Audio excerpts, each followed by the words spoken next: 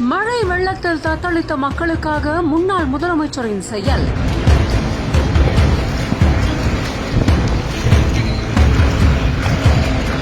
வீடெங்கிலும் சூழ்ந்த வெள்ளம், ஜேசிபியில் கூட்டிச் செல்லப்படும் காட்சிகளை இறுகிய முகத்தோடு சென்று பார்வையிட்ட திரு ஓ பன்னீர்செல்வம் அவர்கள்.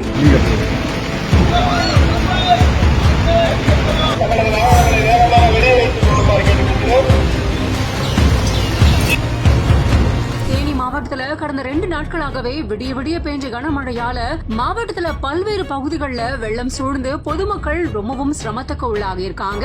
இதுல கம்பம் பள்ளத்தாக்கு பகுதிகளான உத்தமபாளையம், தேவாரம், சின்னமனூர் மற்றும் போடி, தேனி உள்ளிட்ட பகுதிகளில் பெய்ஞ்ச கனமழையால நீர்நிலைகள், ஆறுகள் மற்றும் குடியிருப்புகள் வெள்ள நீர் சூழ்ந்து பொதுமக்கள் பெரிதும் அவதியுற்றிருக்காங்க. இப்படி இருக்கக்கூடிய இந்த சூழல்ல பழனிச்செட்டிப்பட்டி பகுதியில ஆஞ்சநேயர் நகர் குடியிருப்பு பகுதிக்கு பக்கத்துல முல்லை பெரியாற்றுல ஏற்பட்ட வெள்ளப்பெருக்கால குடியிருப்பு பகுதிக்குள்ள ஆற்று நீரானது புகுந்திருக்கு. இதனால பொதுமக்கள் பெரும் சிரமத்துக்கு உள்ளாகி இருந்தாங்க. தீயணைப்பு துறையினர் ஜேசிபி உதவியோட பொதுமக்களை அங்கிருந்து பாதுகாப்பா அழைச்சிட்டு போற காட்சிகள் எல்லாம் வெளியாகி இருந்தது. இந்த பகுதியில முன்னாள் முதலமைச்சரான திரு ஓ பன்னீர்செல்வம் அவர்கள் நேர்ல போய் பார்வையிட்டு இருக்காரு.